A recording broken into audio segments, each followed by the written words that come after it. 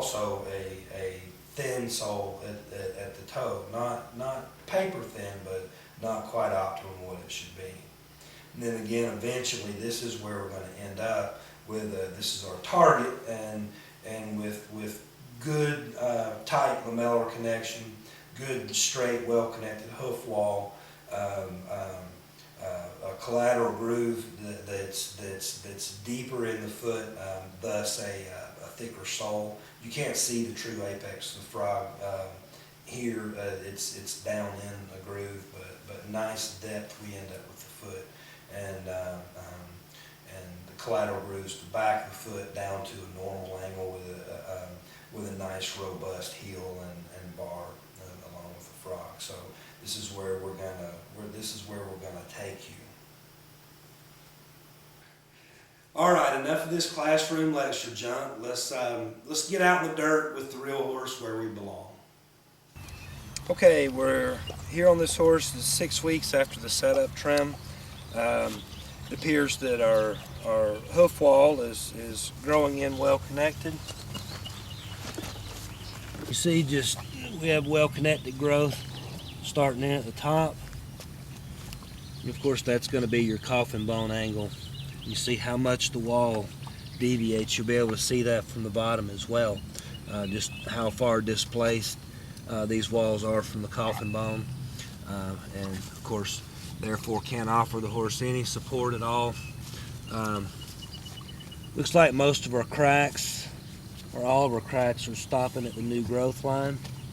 And the hoof wall, of course, is just separated into shelly layers all the way around, and that's where you get these flaps, or the superficial flaps that are popping apart. Partially shed frog and a lot of infection in here. This really stinks.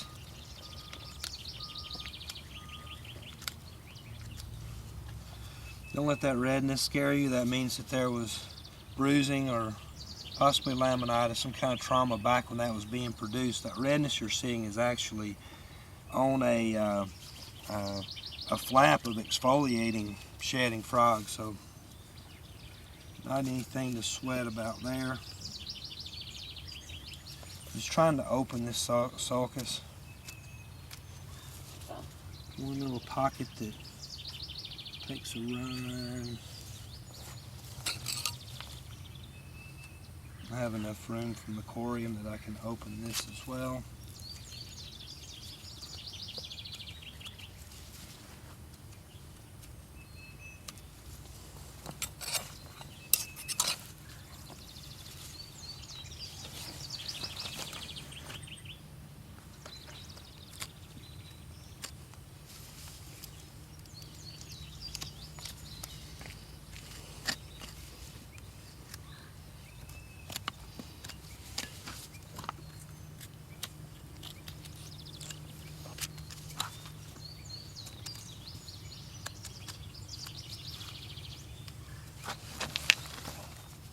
The rest of this shedding frog, there's not a lot of infection. So I'm going to leave part of this shedding frog. See, I'm putting my pick underneath it on top for padding. I felt like it was important this time to open this up a bit for hygiene so that I can clean a little better.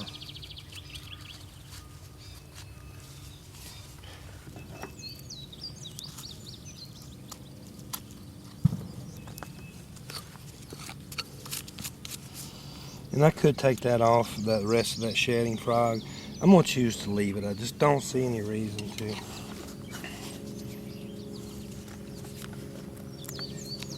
I'm retrieving that pocket and along the sulcus. This is a 50-50 mix of Neosporin, triple antibiotic ointment, and athlete's foot cream with 1% clotrimazole as the active ingredient.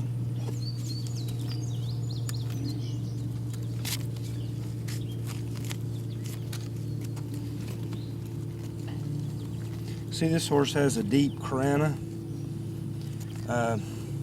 That's actually, that shape is in the coffin bone. You see that in any breed, but it seems to be most common in draft horses.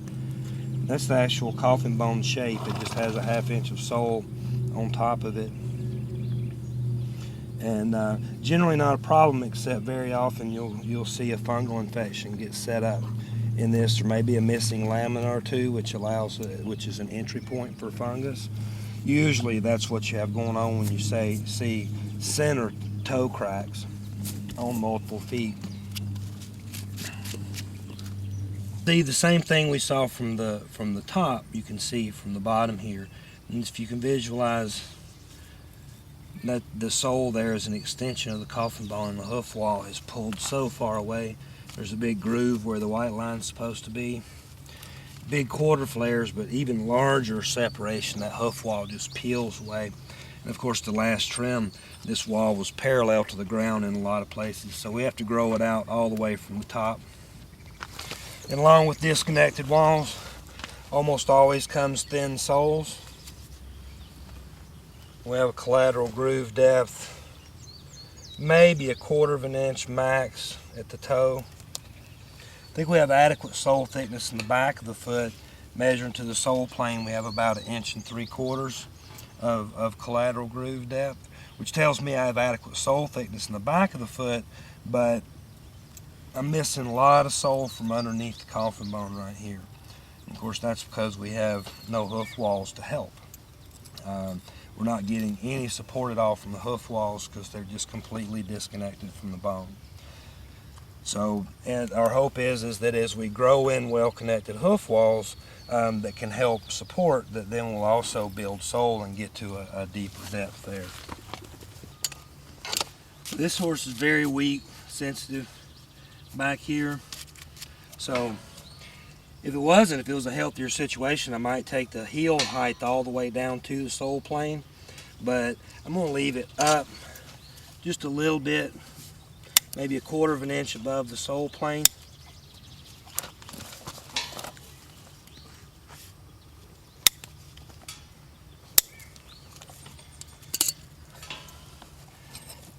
Now I'm going to check my collateral groove depth. We're not going for specific measurement, but we want them to be the same on each side. All right, this is 1.5 inches. And this is 1.5 inches. Okay, so I was using the hairline and the sole plane first, and then the collateral groove would be the tiebreaker if something disagreed. And you'll see that if the horse has been long-term being trimmed in an imbalanced way, you'll see the sole, or angular deformities, you'll see the sole and the hairline, the collateral grooves start to disagree with each other. So in that case, the tiebreaker I use, I trust the collateral grooves to establish my heel balance. Before I work on the walls, I'm just going to get this out of my way. We'll clean that up better shortly. I'm just going to go straight to my Mustang roll.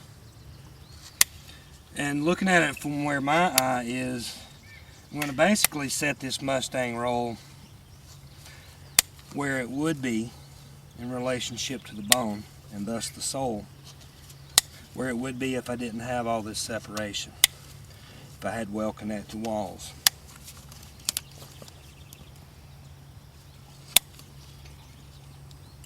Now this is very aggressive because I'm ending up with a hoof wall shorter than the sole. But this horse is walking on its soles anyway. The only thing that loading these hoof walls is going to accomplish is just to cause pain from separation and continually spread the damage. Now a horse like this, the sole can temporarily bear the weight, but it's not what it was designed for. It was designed for that the hoof wall and the sole would be working together. With a trim like that, if this horse was going to be used on rocky terrain, you'd have to use hoof boots. You can get away with trimming that aggressively when the walls are this disconnected, but then you need to be prepared if the horse is tenderfoot in the pasture to come in with support with using either hoof boots or hoof casts to protect the horse's sole, and then using boots if the horse is going to be worked. But I don't think this horse is going anywhere. If the owners decide to work him out on the road, um, he does a little bit of driving work, but the owners sort of got out of the habit. They don't work him very much anymore, so I believe he's going to stay right here. So we won't worry with the boots for now unless he goes somewhere. Unless he's lame. If we get done trimming him and lead him off and he's footsore, then we'll go ahead and provide whatever protection that he needs. I want to re-stress the attention that you need to pay to your sole condition and and even breed differences. This horse